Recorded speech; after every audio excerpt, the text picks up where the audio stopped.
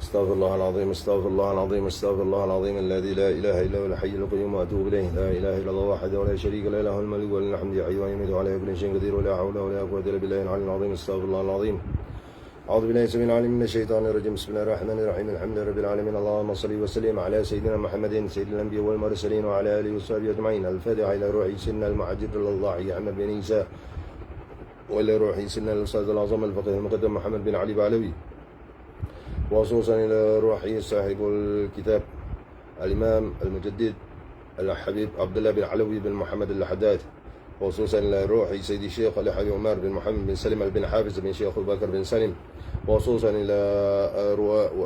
إلى الشيخ التازي وإلى الإمام القرطبي وإلى روح الإمام القرطبي، وخصوصا إلى أرواح إلى حبيب بن محمد الحبشي ولا حبيب عبد اللطيف شمس بن حارون ولا حبيب عبد الله الحدار ولا حبيب عثمان شحبودي بن عبد الرحمن بن حسان ولا حبيب محمد السحيمي بن عبد الله بن شيبان ولا حبيب علي بن جعفر بن محمد بن عبد القادر الإدرس وصاحب الولاية صاحب المكان الحبيب حسن بن أحمد الأوطاس ولا حبيب علي بن محمد بن حسين الحبشي ولا حبيب حسين بن محمد الحبشي ولا حبيب زين بن حسين بن أحمد الحبشي ولا حبيب سالم بن حسين بن أحمد الحبشي ولا حبيب أحمد بن عبد الله بن عبد الرحمن الحبشي ولا حبيب أبو بكر بن عبد الله بن عبد الرحمن الحبشي ولا حبيب أحمد بن عبد الله بن محمد الحبشي ولا حبيب عبد الله بن عبد القادر بن الفقيه ولا حبيب عبد الله بن أحمد الجفري والشيخ عمر بن عبد الله بن أحمد بن سلم بن أبو بكر الخطيب الأنصاري والشيخ محمد متولي الشعراوي والشيخ عمر بن زعزع وأصولهم وفروعهم وذوي الحقوق عليهم أجمعين، وإلى روح والدينا ولمشايخنا ولمعلمينا ولأزواجنا ولأولادنا ولأخواننا ولأخواتنا ولأصحاب الحقوق علينا ولجميع المؤمنين والمؤمنات والمسلمين والمسلمات الأحياء منهم والأموات،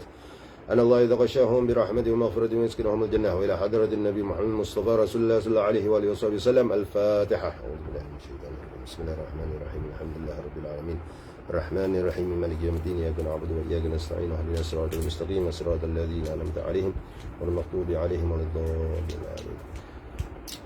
Sebenarnya bulan Rabiul Awal ini kita mulakan dengan selawat tafrijiyah, dan para ulama ya seperti Al-Imam Al-Qurtubi sudah menyatakan dengan niat apa saja doa sambil membaca selawat tafrijiyah ini dengan niat sambil membaca dalam hati niat sekali. Doa minta dijauhkan dari bala, semakin kita dekat kepada Allah dan Rasulullah sallallahu alaihi wasallam dengan berkat selawat tafrijiyah, berkat bulan Rabiul Awal, yang paling utama dengan berkat Nabi sallallahu alaihi wasallam. A'udzu billahi minasyaitonir rajim. Bismillahirrahmanirrahim. Allah Allah Allahu Allah la ilaha illallah Allah Allah Allahu Allah Muhammad Rasulullah Allah Allah Allahu Allah la ilaha illallah Allah Allah Allahu Allah Muhammad Habibullah. Allahumma salli salatan kamilatan wa sallim salaman tamman ala sayyidina Muhammadin alladhi tanhallu bihi al-uqadu wa tanfariju bihi al-kurabu وتقضى به الحوائج وتنال به الرغائب وحسن الخواتيم ويستسقى الغمام بوجهه الكريم وعلى آله وصحبه في كل لمحة ونفس بعدد كل معلوم لك. اللهم صل صلاة كاملة وسلم سلاما تاما على سيدنا محمد الذي تنحل به العقد وتنفرج به الكرب وتقضى به الحوائج وتنال به الرغائب وحسن الخواتيم ويستسقى الغمام بوجهه الكريم وعلى آله وصحبه في كل لمحة ونفس بعدد كل معلوم لك اللهم صل صلاة كاملة وسلم سلاما داما على سيدنا محمد الذي تنحل به العقد وتنفرج به الكرب وتقضى به الحوائج وتنال به الرغائب وحسن الخواتيم ويستسقى الغمام بوجهه الكريم وعلى آله وصحبه في كل لمحة ونفس بعدد كل معلوم لك الله الله الله الله لا إله إلا الله الله الله الله محمد رسول الله الله الله الله الله لا إله إلا الله الله الله الله محمد حبيب الله اللهم صل وسلم وبارك عليه وعلى آله. السلام عليكم ورحمة الله وبركاته. الحمد لله والشكر لله والصلاة والسلام على رسول الله محمد بن عبد الله وعلى آله وصحبه ومن والاه ولا حول ولا قوة إلا بالله ولا حول ولا قوة إلا بالله ولا حول ولا قوة إلا بالله العلي العظيم. اللهم إنا نسألك علما نافعا ونسألك عملا متقبلا. اللهم زدنا علما وارزقنا فهما. اللهم فقهنا في الدين وعلمنا تعويل. اللهم فقهنا في الدين وعلمنا تعويل. اللهم فقهنا في الدين وعلمنا تعويل. سبحانك لا علم لنا إلا ما علمتنا إنك أنت العليم الحكيم.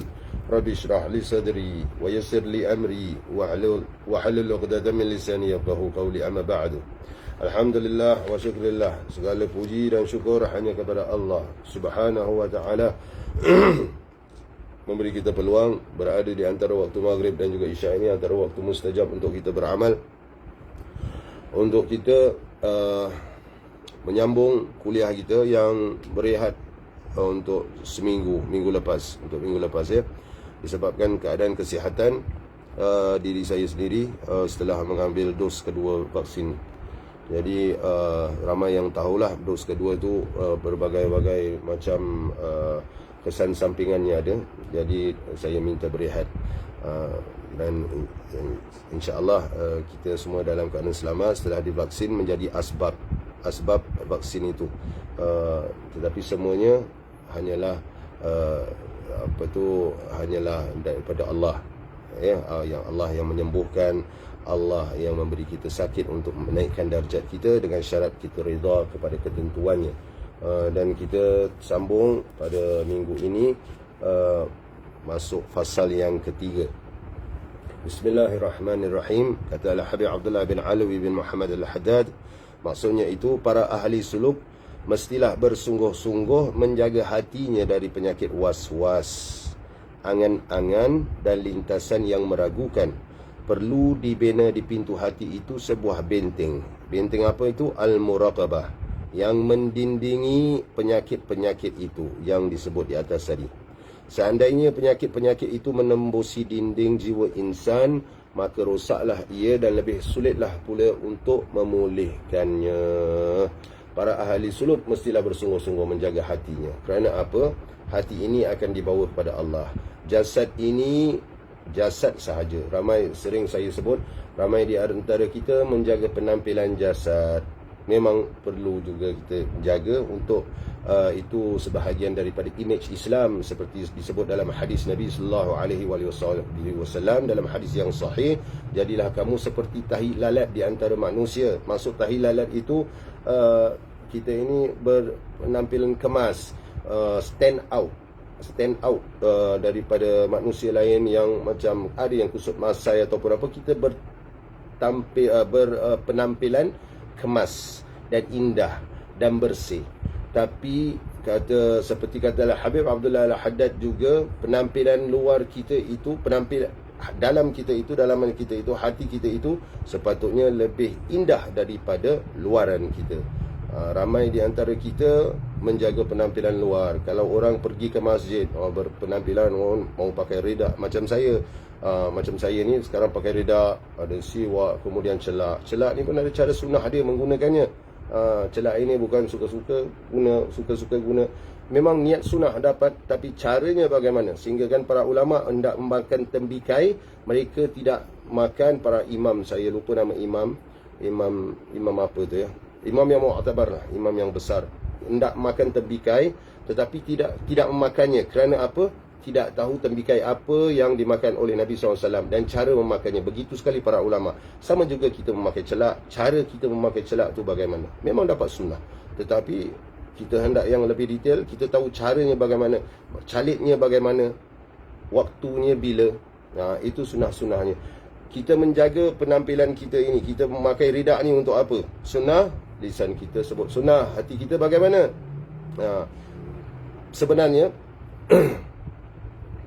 di dalam bab tariqah ataupun dalam bab para ahli sufi dan sebagainya, terutamanya di dalam tariqah Alawiyah, Bani Alawiyin, memakai rida ini ada ijazahnya. Bukan suka-suka. Seperti ada sebahagian daripada kita mendapat ijazah daripada guru kita memakainya untuk berdakwah. Sunnah, ya sunnah. Tapi berapa ramainya tidak menjaga hati, menjaga penampilan.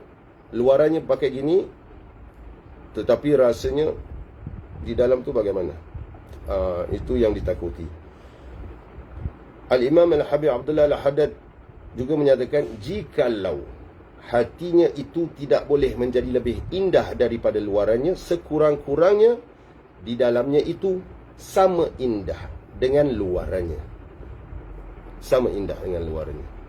Bukankah Nabi sallallahu alaihi wasallam telah menyatakan, dan sering saya ungkapkan, bahawa Rasulullah sallallahu alaihi wasallam menyatakan, innallaha la yanzuru ila suwarikum walakin yanzuru ila qulubikum. Sesungguhnya Allah itu tidak memandang luaran kamu, tetapi memandang hati kamu. Kemudian menjaga hati dari penyakit waswas.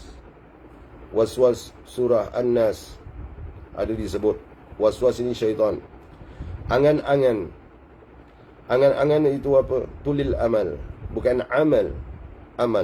Jikalau amal itu amalan, tetapi jikalau amal itulah angan-angan, panjang harapan, panjang angan-angannya. Senang kata, para ulama mu'tabar telah menyebut tulil amal ini merasakan hidup sampai bila-bila tidak akan mati. Itu panjang harapan dan lintasan yang meragukan, berbagai lintasan. Jadi perlu dibina di pintu hati itu, kata Habib Abdullah Al-Haddad, sebuah benteng al-muraqabah. Apa ini muraqabah? Innallaha kana alaikum raqiba. Sesungguhnya Allah itu senantiasa mengawasi kamu, meneliti. Apa itu muraqabah? Meneliti, mengawasi. Sebelum kita masuk ke suatu tempat, seperti kawasan pembinaan. Kawasan pembinaan di Singapura, construction site, diletakkan apa? Papan tanda di situ, bahaya, danger, please keep out. Bahaya, jangan dekat. Itulah muraqabah. Sebelum kita melakukan sesuatu amalan, bila kita sesuatu perkara yang baik itu, kita muraqabah diri kita.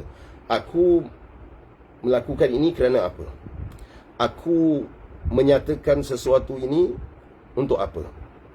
Jikalau kita menyatakan sesuatu, seperti ada salah seorang ulama dan dikenali sebagai seorang wali yang tersembunyi, menyebut kepada saya, memberitahu saya tentang amalannya itu. Pasti, ya, saya yakin bukan 100%, kita yakin 100% hanya kepada Allah Jalla Jalaluhu. Tapi saya pasti 99% beliau sudah muraqabah. Kerana kita tidak boleh melihat pandangan orang sama dengan pandangan kita. Pandangan yang ada pada diri kita orang awam ini, pandangan daripada hati yang kotor. Apabila disebut oleh para ulama sesuatu perkara, kita melihatnya dengan hati kita yang kotor. Kita jarang muhasabah, antara kita ada yang jarang muhasabah, jarang muraqabah diri. Hanya melihat kebaikan luaran kita. Tetapi keburukan kita banyak yang kita sendiri tidak mahu ambil tahu. Dan kita sibuk dengan keburukan orang lain. Ulama ini, Wali Mastur ini, menceritakan kepada saya bahawa beliau bangun solat tahajud setiap malam jam 3 atau 3:30. Kemudian melakukan 8 rakaat solat tahajud. Pada rakaat pertama pada setiap solatnya itu, selepas bacaan suratul Fatihah, membaca surah Al-Kawthar. Inna a'tainakal kautsar fasalli li rabbika wanhar inna syani'aka huwal abtar. Rakaat kedua setelah suratul Fatihah, beliau rahimahullah membaca surah Al-Ikhlas. Qul huwallahu ahad, Allahus samad, lam yalid walam yulad walam yakul lahu kufuwan ahad. Beliau melakukan itu pada semua 8 rakaat solat tahajudnya. Beliau memberitahu saya. Beliau memberitahu supaya saya mendapat semangat dan saya ambil iktibar. Apa kata-kata beliau setelah memberitahu saya ini?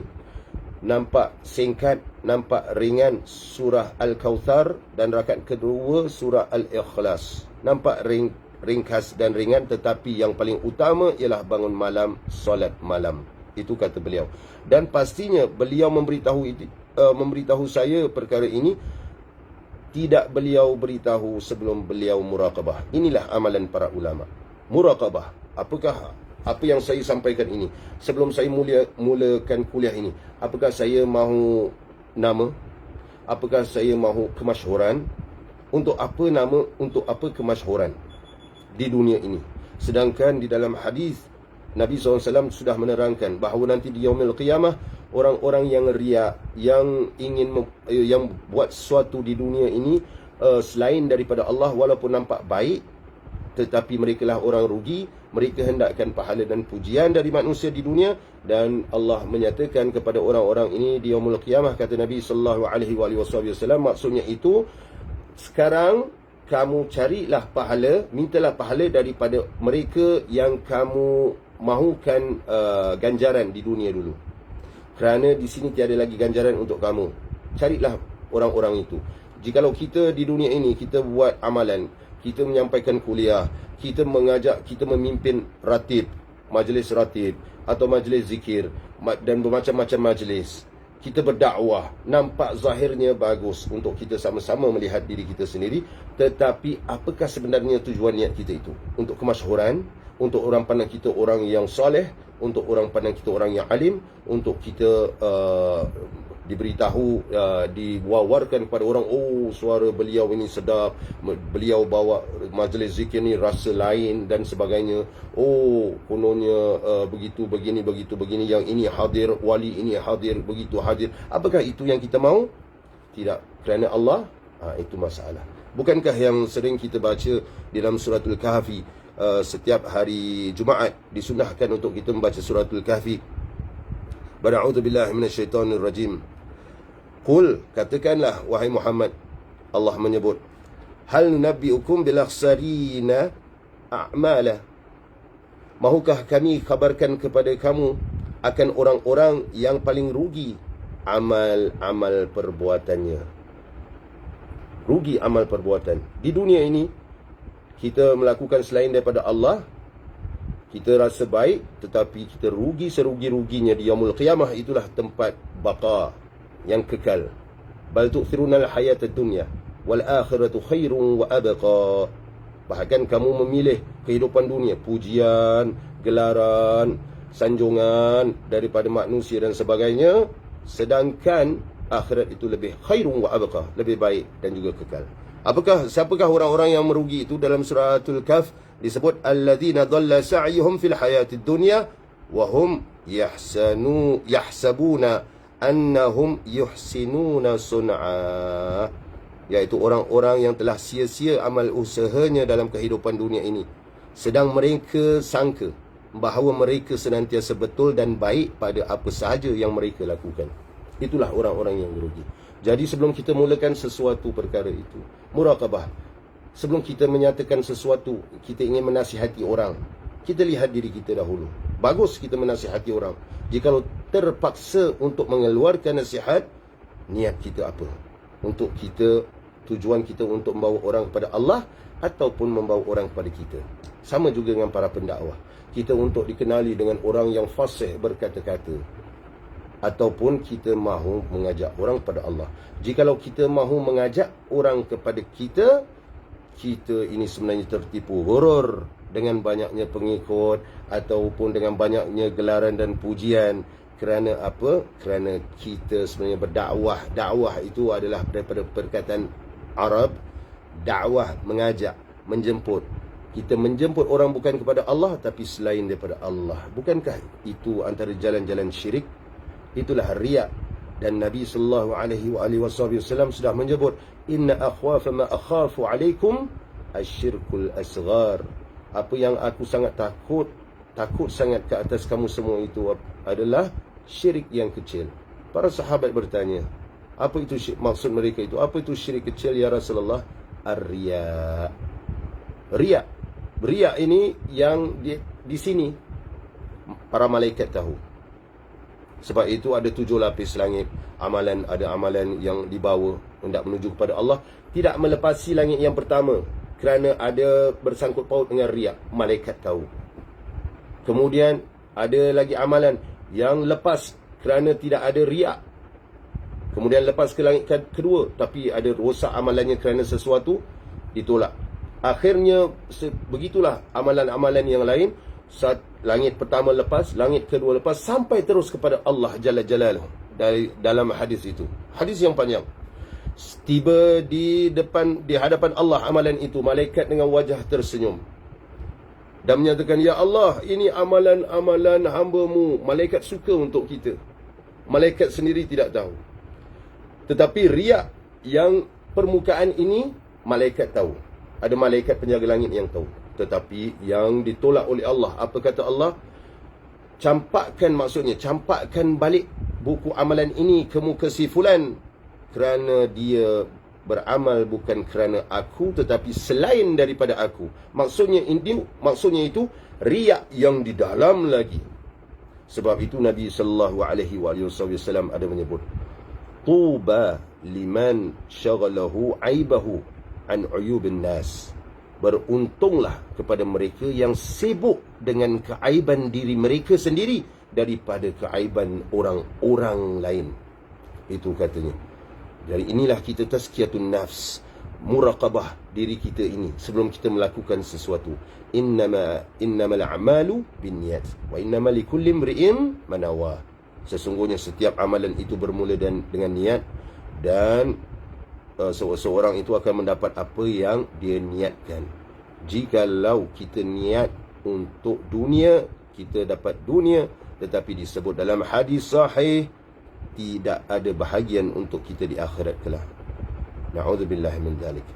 Jadi seandainya penyakit-penyakit itu semua was-was, panjang angan-angan, orang yang panjang angan-angan ini senantiasa inginkan pujian, ingin mengumpulkan harta-harta, menimbun harta. Tidak jadi salah untuk orang Islam menjadi kaya, tetapi jadi salah untuk orang Islam menimbunkan harta.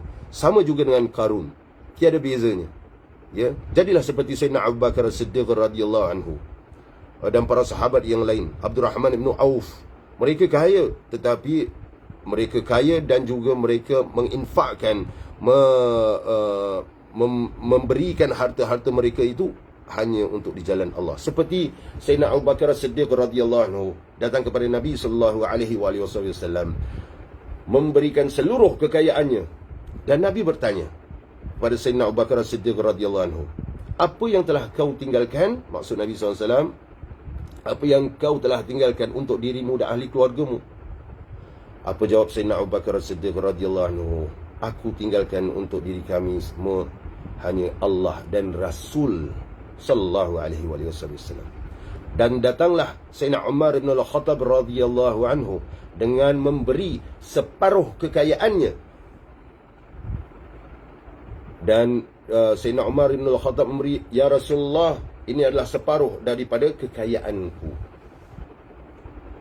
Kata Rasulullah sallallahu alaihi wasallam, apa yang kamu berdua, maksudnya itu apa yang kamu berdua dapat ganjarannya ialah apa yang telah kamu katakan tadi. Maksudnya ini, hadis ini, Sayyidina Abu Bakar As-Siddiq radhiyallahu anhu memberikan keseluruhannya untuk Allah dan Rasul, meninggalkan untuk Allah, meninggalkan untuk diri mereka, bertawakal hanya kepada Allah dan Rasul sallallahu alaihi wasallam, dan beliau itu radhiyallahu anhu mendapat seluruhnya Allah dan Rasul. Sayyidina Umar bin Al-Khattab separuh kekayaannya beri kepada jalan Allah, maka beliau radhiyallahu anhu mendapat separuh juga. Tetapi mereka itu, darjat mereka amatlah tinggi. Bukanlah saya menyuruh esok atau lusa memberikan semuanya sekali. Maksudnya ini, jikalau kita belajar lagi ilmu, sebab itu talabul ilm faridatun ala kulli muslim. Tuntut ilmu itu fardu kepada setiap orang Islam. Dalam hadis Bukhari ada hierarkinya. Orang-orang yang mendapat nafkah dulu, isteri dulu, kemudian diri kita dulu, kemudian isteri, kemudian anak. Untuk diri kita, jikalau tidak lepas, hendak pergi kerja, bagaimana hendak pergi kerja? Semua beri kepada isteri. Ada hierarkinya. Maksudnya apabila semua tuntutan-tuntutan itu telah dipenuhi, barulah kita infakkan. Semua hak-hak telah dipenuhi, barulah kita infakkan di jalan Islam. Seperti ada seorang sahabat ingin menginfakkan hartanya kepada Rasulullah SAW. Rasulullah SAW berpaling. Ingin menginfakkan lagi, Rasulullah SAW berpaling. Sampai kali yang ketiga, Nabi SAW menyebut, maksudnya itu kamu infakkan, berikan kepada ahli keluarga kamu. Kerana Nabi SAW tahu ini orang susah. Tapi kerana Sayyidina Abu Bakar As-Siddiq, beliau telah memberikan hak-hak untuk orang-orang yang berhak, kemudian menginfakkan yang selainnya kepada Islam, kepada Allah dan Rasul. Di sini kita ambil iktibar. Kita muhasabah diri kita. Berapa besar rumah kita yang kita mahu sudah kita dapat. Kereta berapa besar sudah kita dapat. Isteri sudah cukup. Anak-anak sudah cukup. Semakin banyak gaji yang kita dapat, semakin banyak nafsu syahwat kita yang kita penuhi. Bukan tuntutan ilahi, tetapi nafsu syahwat kita. Kita semakin gaji banyak, bukan kita ingat tentang Islam, tentang orang miskin, tentang orang susah dan sebagainya, tentang anak yatim, tentang janda-janda miskin, tetapi kita sibuk dengan ingin merubah rumah kita besar. Kita sibuk ingin menukar kereta, daripada kereta Mitsubishi Lancer mau tukar ke Camry, daripada Camry mau tukar ke BMW, daripada BMW mau ke Audi ke Lamborghini dan sebagainya. Sehingga kan jikalau Lamborghini itu ada 2 tingkat, dia mahu beli 2 tingkat. Itulah kerakusan manusia terhadap dunia, tidak seperti para sahabat. Jadi janganlah mimpi untuk menyebut, andainya aku hidup di zaman Rasulullah. Jangan pembohong. Muhasabah diri sendiri dulu. Jangan menyoal Allah, ya Allah kenapa kamu letak aku di zaman ini, tidak zaman Rasulullah. Jangan pembohong, lihat diri sendiri dulu. Kita banyak memenuhi nafsu syahwat kita, tetapi tuntutan-tuntutan agama, malah solat duha yang sunat muakkad, apatah lagi solat tahajud. Jadi inilah kita tazkiyatun nafs, membersihkan hati kita daripada berbagai penyakit yang tidak sepatutnya. Fitrah, kembali kepada fitrah kita. Kerana para ulama sudah menyebut, seseorang itu melintasi, ingin menuju kepada syurga, dia masuk syurga, dia sudah seperti pernah di sana. Kerana apa? Asalnya dari syurga kita manusia. Tidak sepatutnya kita masuk ke neraka. Para malaikat Di dalam satu riwayat telah diriwayatkan kepada kami oleh guru-guru kami, para malaikat merasa ta'ajub. Para malaikat ini merasa gembira apabila ada manusia dapat keluar daripada neraka. Merasa gembira. Tetapi para malaikat merasa ta'ajub. Ta'ajub ini apa? Hairan. Apabila ada seorang umat Muhammad sallallahu alaihi wasallam dimasukkan ke dalam neraka. Ta'ajub, kehairanan. Kerana apa? Nabi sallallahu alaihi wasallam memberi syafaat yang paling agung. Banyak keistimewaan yang diberikan kepada umat Muhammad sallallahu alaihi wasallam. Begitu tingginya kedudukan martabat Nabi sallallahu alaihi wasallam. Bagaimana kamu boleh masuk ke dalam neraka? Itulah malaikat menjadi ta'ajub. Mereka gembira, para malaikat ini gembira apabila ada manusia, saya ulangi lagi, keluar daripada neraka, dikeluarkan daripada neraka. Tetapi mereka rasa kehairanan dengan ta'ajub apabila ada umat Muhammad sallallahu alaihi wasallam dimasukkan ke dalam neraka. Banyaklah kita menimba ilmu yang membersihkan hati. Imam Ghazali rahimahullah ada menyebut, maksudnya ini saya letak di dalam kata-kata saya, sudah cukuplah ilmu kamu tahu, ilmu syariat, yang mana halal, yang mana haram. Ilmu muamalat apabila kamu berniaga, kamu sudah tahu bagaimana untuk salat fardu, wuduk yang batal, wuduk yang sah, rukun-rukun salat, syarat-syarat sah solat. Sudah cukup kamu tahu. Mengapa mahu mendalami lagi sedangkan kamu bukan ulama? Kamu mahu mendalami lagi untuk tahu perkara-perkara yang khilafiyah. Doa kunut tidak doa kunut, maulid tidak maulid, tahlil tidak tahlil, Yasin malam Jumaat atau suratul Kahfi. Amalkan saja. Untuk apa kamu tahu Imam Hanafi ini ada khilaf begini? Kamu bukan ulama. Sudah cukup kamu tahu zakat fitrah bayar cara mazhab Hanafi. Sudah cukup kamu tahu cara solat, syarat sah solat. Sudah cukup kamu tahu rukun solat, mana sunat qabliyah, mana sunat ba'diyah. Sudah cukup. Buat apa kamu mahu mendalam lagi? Kamu belum mahu pergi haji, kamu mahu mengambil kursus haji buat apa?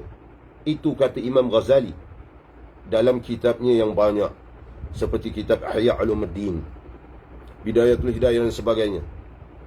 Bilakah kamu ingin mempelajari sesuatu yang membawa kamu betul-betul kepada Allah, iaitu hati? Kerana jikalau kamu tidak betulkan hati kamu itu, solat kamu itu boleh jadi ada unsur riya yang mana ditolak 100% oleh Allah. Solat kamu itu ada bermacam-macam.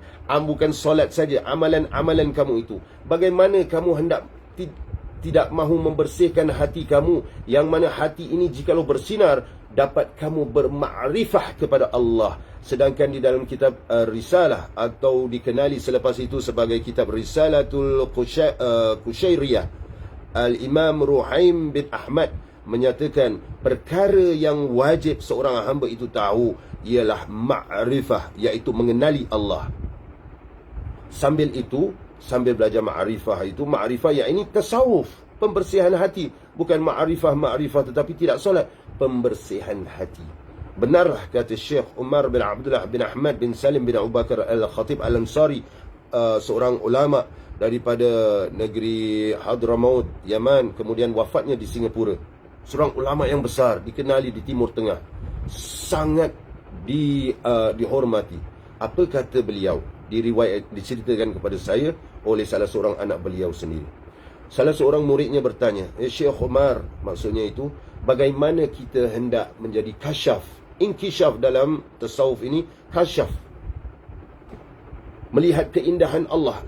Hati ini lebih dibuka untuk melihat, mengenali Allah, dan kemudian melihat keindahan-keindahannya. Semuanya kita melihat positif. Ada hikmah, ada kebijaksanaan Allah di dalam setiap perkara yang berlaku itu. Apa kata Syekh Umar bin Abdullah bin Ahmad bin Salim bin Abu Bakar Al-Khatib Al-Ansari rahimahullah? Beliau menjawab, maksudnya itu, hati kasih bersih. Bagaimana kita hendak membersihkan hati kita apabila kita sibuk sahaja dengan rukun solat, dengan bacaan iyyaka na'budu wa sehingga menjadikan was-was. Sudah cukuplah belajar itu. Kita sudah baca dengan betul. Memang disuruh untuk baca Al-Quran, belajar Al-Quran, belajar untuk memperbaiki. Tapi bilakah hendak kita belajar dan kita beramal untuk membersihkan hati? Para ulama, ada sebahagian ulama di dalam kitab Ihya Ulumuddin ada menceritakan tentang mimpi seorang ulama besar ini. Bermimpi seorang ulama yang handal pada waktunya itu meninggal dunia, sudah meninggal dunia. Maka roh ulama yang meninggal dunia ini datang kepada ulama ini. Dan ulama yang bermimpi ini bertanya kepada ulama yang telah meninggal dunia ini. Ulama yang telah meninggal dunia ini rahimahullah, beliau ini ahli debat. Hujah beliau dapat mematahkan hujah-hujah ulama lain. Dikagumi, dihormati, disegani pada zaman beliau. Maka bertanyalah ulama yang mimpi ini, apa yang telah Allah perlakukan kepadamu dan apakah ganjaran ataupun ilmu, bagaimanakah ilmu itu menyelamatkanmu? Ilmu yang dia ahli hujah dan dia ahli debat di dunia dulu. Apakah manfaatnya di barzakh?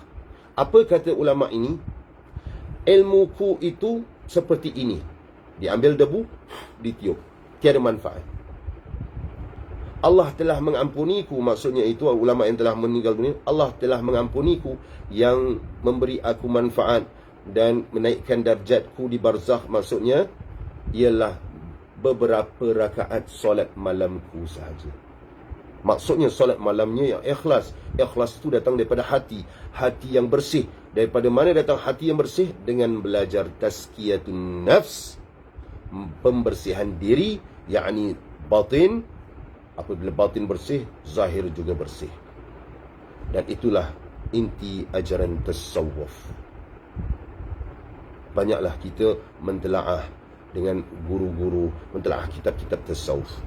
Kemudian Al-Imam Al-Habib Abdullah bin Alawi Al-Haddad rahimahullah menyebut, maksudnya mestilah bersungguh-sungguh memeliharanya sebagai tempat pandangan Allah. Hati kita ini peliharalah. Di akhirat diriwayatkan bahawa ada malaikat, satu malaikat yang ditugaskan hanya untuk meneliti hati-hati manusia. Jikalau hatinya kotor, ada takabur, ada riya, ada ujub, maka rosaklah akhiratnya. Na'udzubillah min dzalik.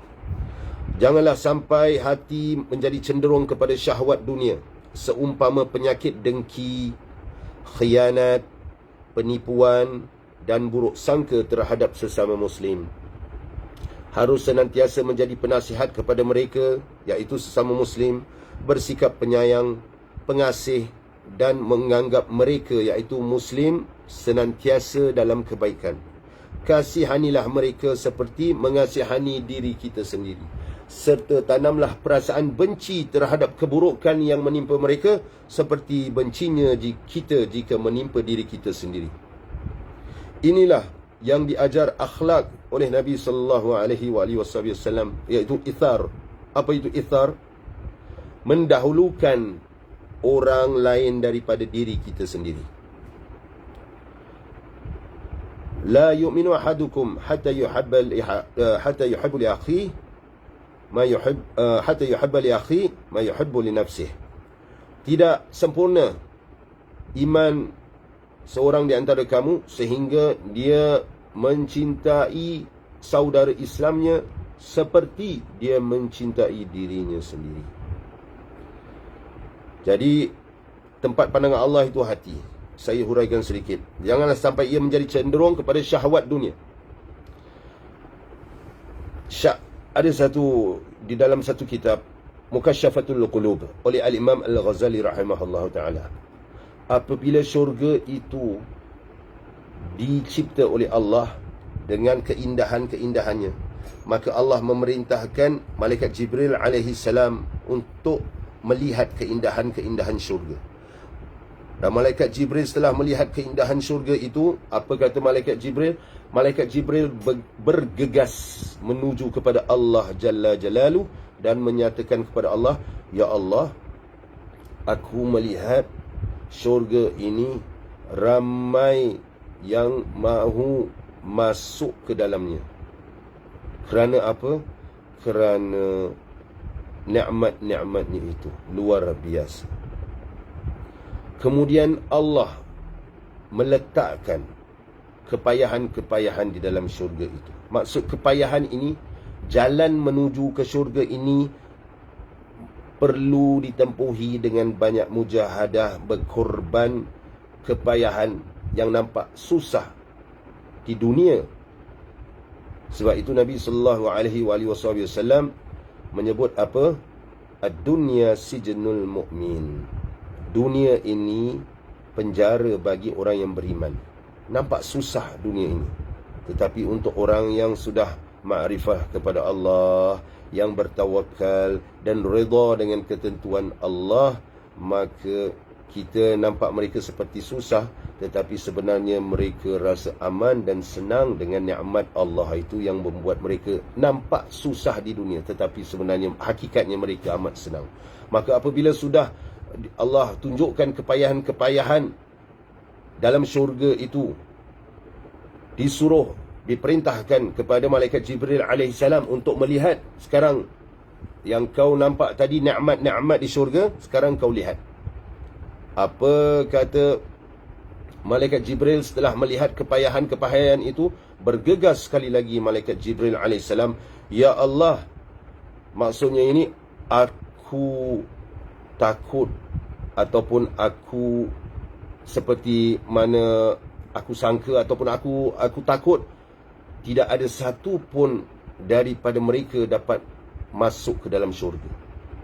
Itu kata malaikat Jibril. Itulah kepayahan. Kepayahan yang Allah tunjukkan itu ialah jalan menempuh ke syurga.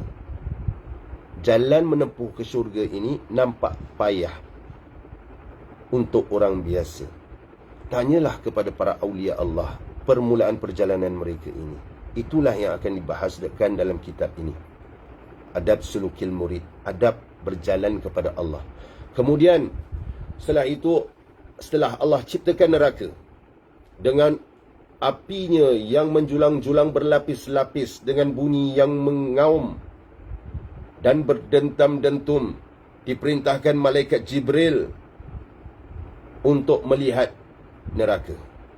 Pergilah malaikat Jibril alaihi salam ke neraka, kemudian bergegas menuju kepada Allah, dan malaikat Jibril menyatakan kepada Allah, "Ya Allah, tidak ada satu pun yang ingin masuk ke dalamnya."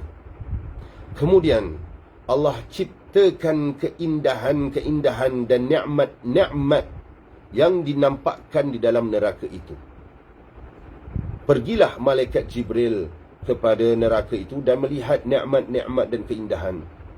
Dan bergegas kembali malaikat Jibril kepada Allah dan menyatakan, "Ya Allah, aku takut ramai pula yang akan berlumba-lumba ingin masuk ke dalam neraka."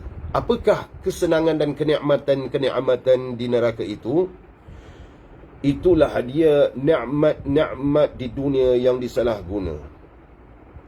Nikmat-nikmat yang tidak sepatutnya menjadi hak milik kita. Nikmat-nikmat yang mana Allah memberi kepada kita yang akan dipersoalkan kepada kita. Apakah harta kita ini kita salah guna? Di manakah hak-hak orang Muslim?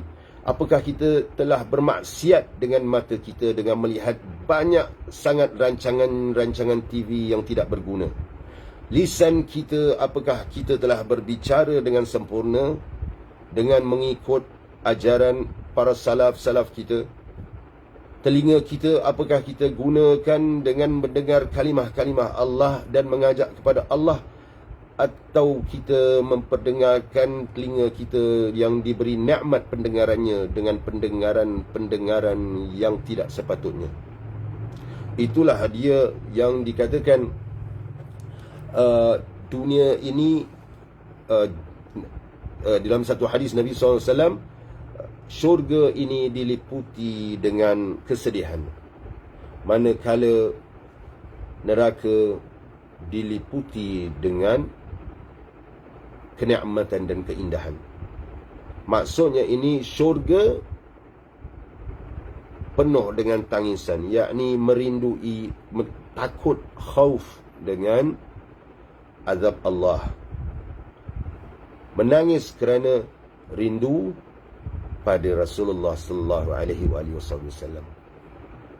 Zuhud dan meninggalkan benda-benda yang tidak berfaedah, walaupun itu harus.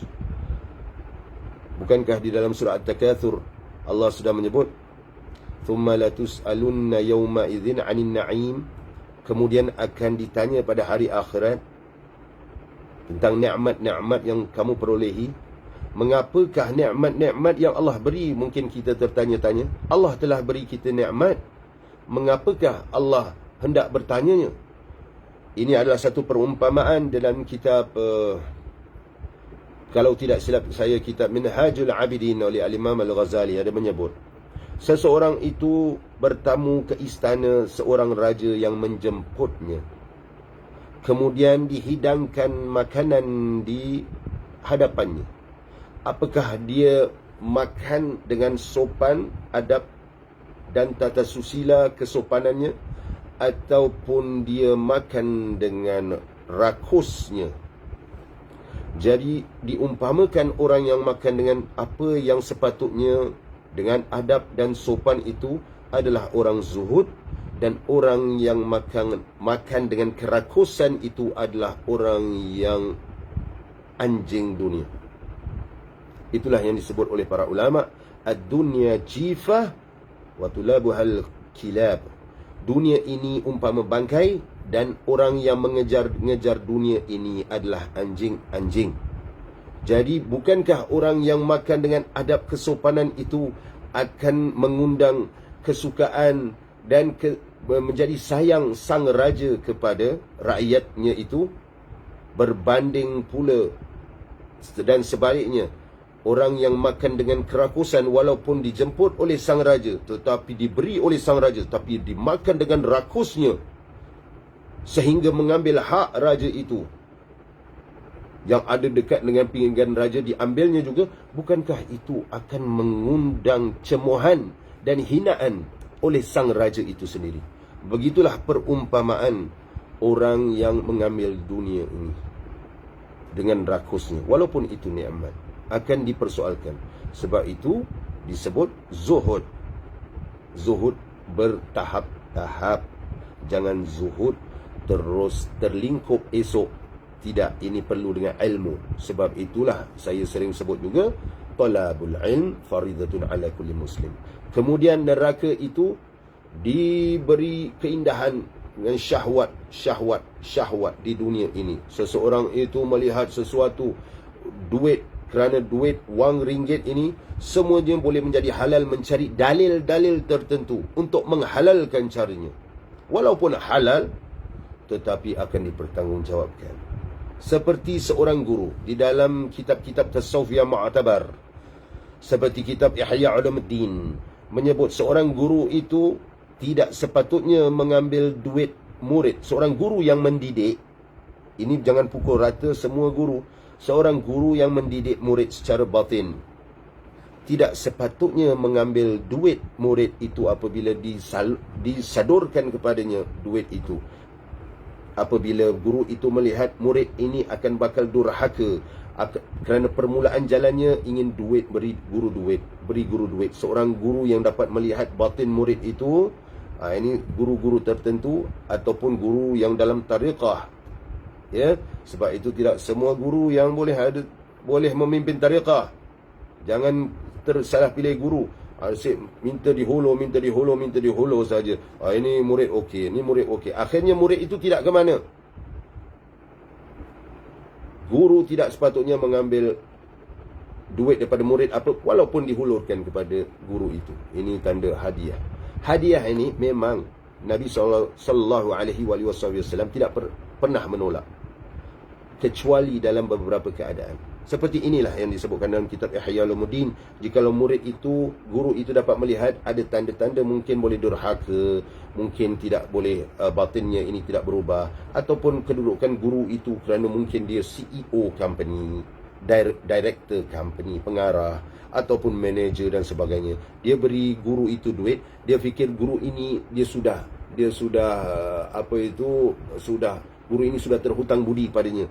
Dia sudah menjana kehidupan guru ini, maka guru ini jangan menerima. Jangan menerima. Untuk kebaikan perjalanan suluk murid itu sendiri. Jikalau guru itu menerima, guru itu tanda tanya terhadap dirinya sendiri. Ya, bukan semua guru boleh membawa jemaah, boleh tariqah. Sekarang ramai guru-guru yang masuk tariqah, dibai'ah. Tariqah ini sebenarnya untuk dibai'ah sepatutnya dengan ilmu. Guru patut lihat murid itu ada ilmu syariat. Ini murid belum lagi kukuh dalam ilmu syariat, mau diberi ijazah. Kemudian murid ini terombang ambing. Sebab itu pilih guru. Inilah antara perkara-perkara yang dalam tasawuf ini. Ini sudah jauh sikit saya berbual tentang tariqah pula. Janganlah sampai ia menjadi cenderung kepada syahwat dunia. Itu syahwat dunia. Seumpama penyakit dengki khianat. Hubbud dunya ra'su kullu khati'ah. Itu kata yang ada disandarkan kepada Nabi Isa alaihi salam. Cinta dunia ini punca pangkal segala kejahatan, kesalahan. Cinta dunia. Ini termasuk. Itu syahwat dunia. Dengki, khianat, penipuan dan buruk sangka. Dengki, hasad. Al-hasad, kata Nabi SAW, ya'kulul hasanat kama ta'kulun narul hatab.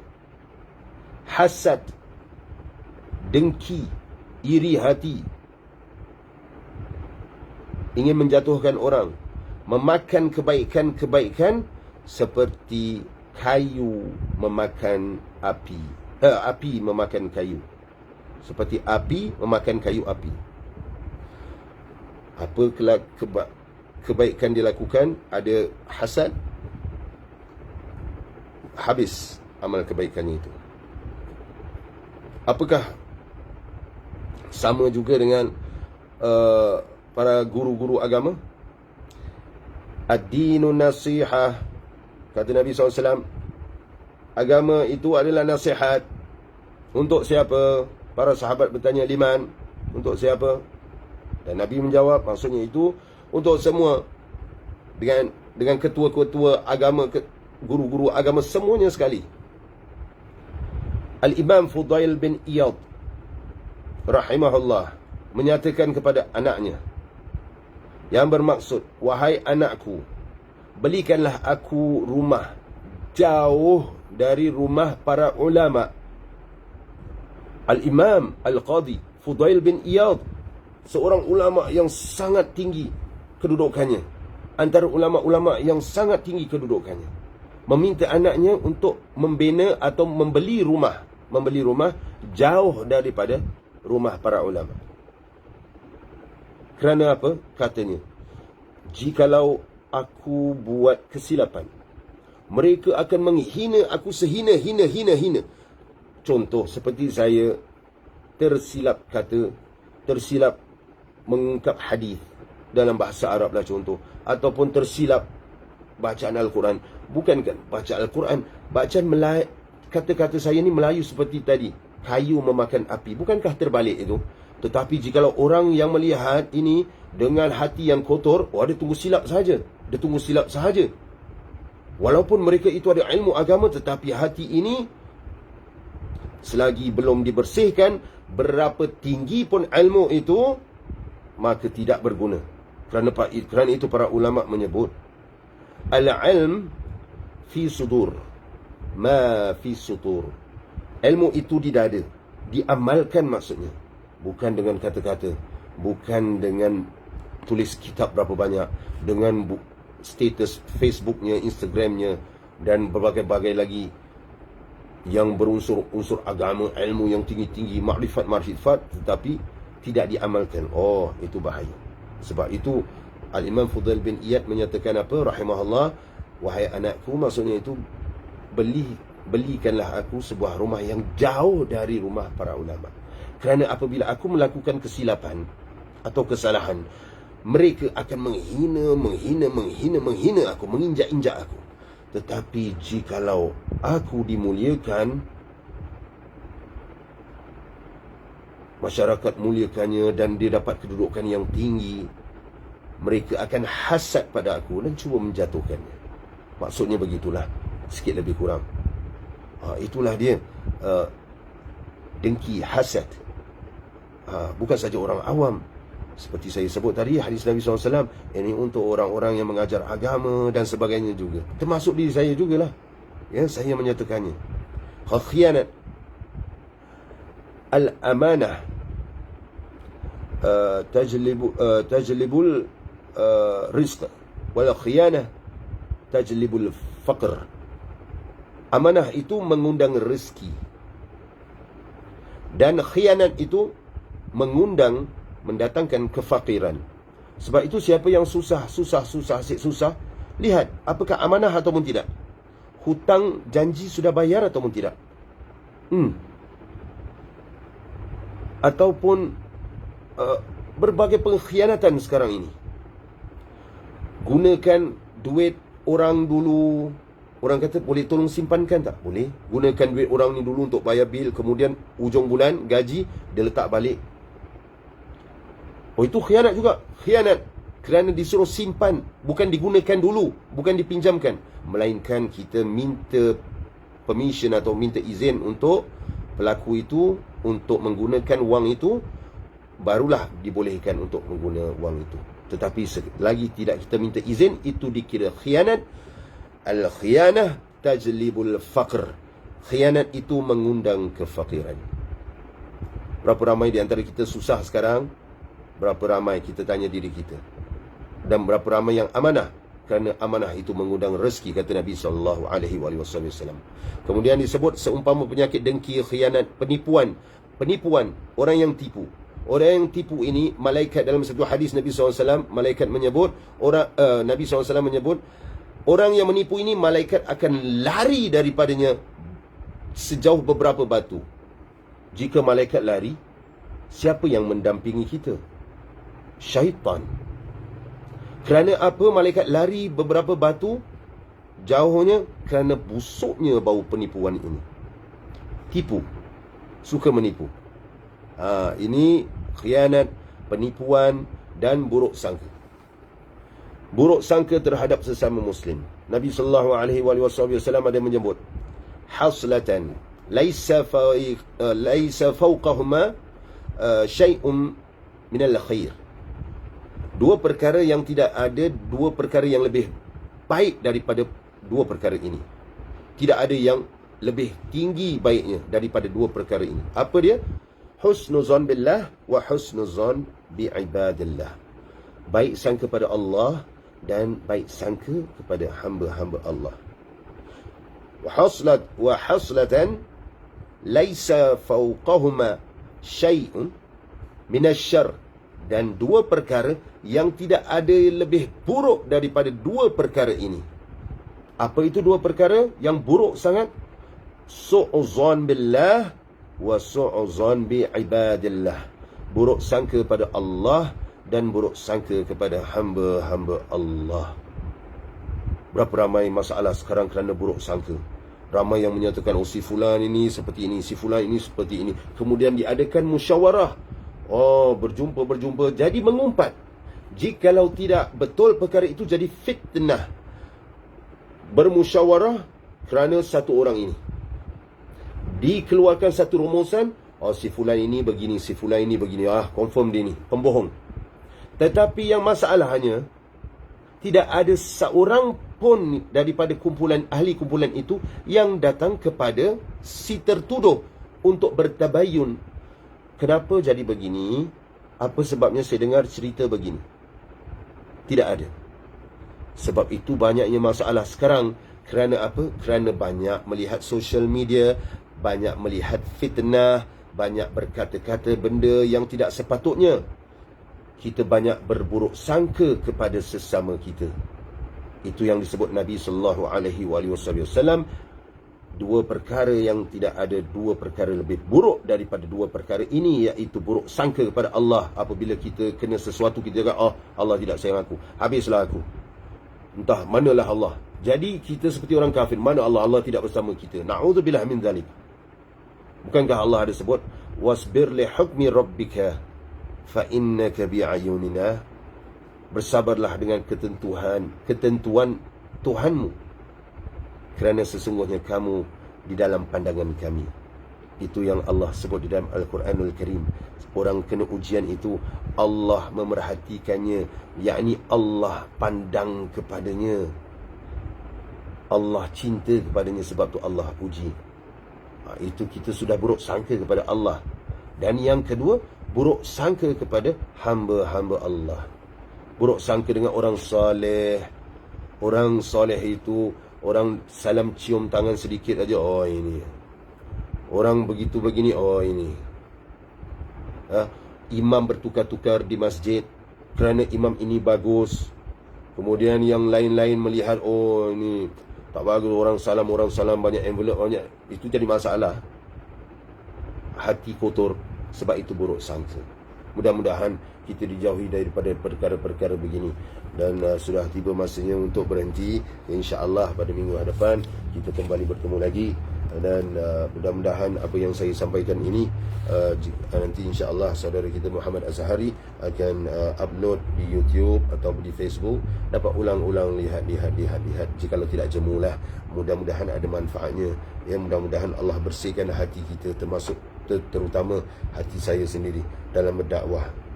Berbuih mulut ini mengucap kalimah-kalimah Allah, mengucap hadis-hadis Rasulullah sallallahu alaihi wasallam. Alangkah ruginya saya, ya Allah, jikalau hati ini masih ada unsur-unsur riya. Alangkah ruginya saya jikalau menghabiskan masa begini saja, tetapi nampak baik, tetapi ada unsur-unsur ingin masyhur dan sebagainya. Alangkah ruginya saya mengorbankan jiwa dan raga dan masa, nampak seperti untuk akhirat, tetapi untuk dunia, dan tiada ganjaran untuk saya di akhirat. Na'udzubillah min dzalik. Mudah-mudahan Allah bersihkan hati kita daripada perkara-perkara itu semua. Dekatkan kita dengan Allah dan Rasulullah sallallahu alaihi wasallam. Jangan setakat di zahir sahaja, tetapi di dalam hati kita juga. Di dalam hati ini yang penting, yang akan kita bawa kepada Allah Jalla Jalaluh. Ya, dalam hati ini jugalah yang akan menetapkan iman kita untuk berada di atas landasan Allah di dunia, walaupun kita difitnah dan dihina di dunia ini, agar kita selamat di akhirat nanti. Kerana jalan menuju ke syurga itu penuh kepayahan dan kesusahan. Mudah-mudahan kita semua dapat husnul khatimah. Mudah-mudahan saudara-saudara kita di Singapura, di Indonesia, di Brunei, di Malaysia, yang tempat saya berada sekarang ini, mudah-mudahan diangkat balak dan wabak daripada segala bencana dan musibah.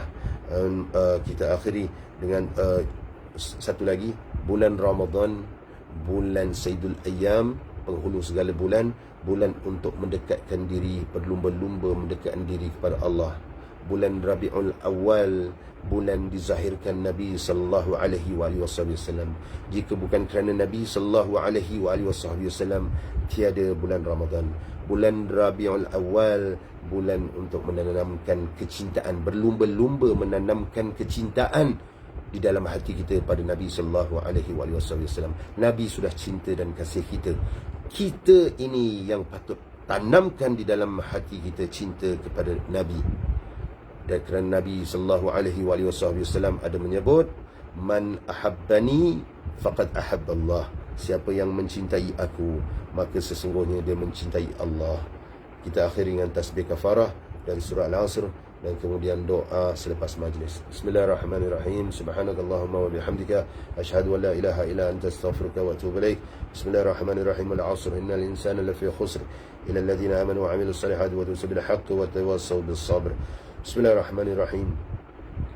Ya Rabbana atarafna bi annana qtarafna wa annana asrafna ala ladha ashrafna فتوب علينا توبة تغسل كل حوبة، واستر لنا العورات وآمن الروعات، واغفر لوالدينا ربي ومولودينا والأهل والإخوان وسائر الخلان، وكل ذي محبة أو جيرة أو صحبة، والمسلمين أجمع آمين يا ربي اسمع.